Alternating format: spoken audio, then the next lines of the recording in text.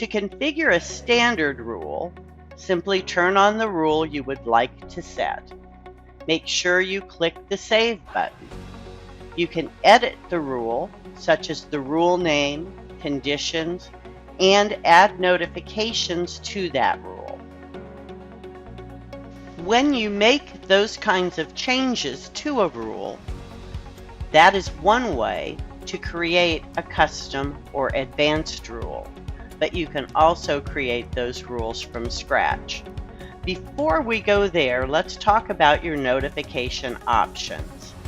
When you click the notification button, the one that looks like a little envelope there, you can set yourself up to receive an SMS message on your phone, kind of like a text message.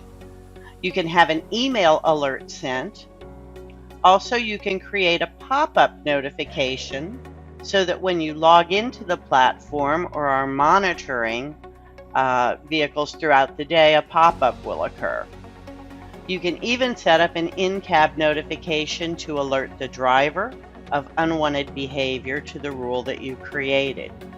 There are also some additional web options available to you. For instance, if you integrate with a camera system,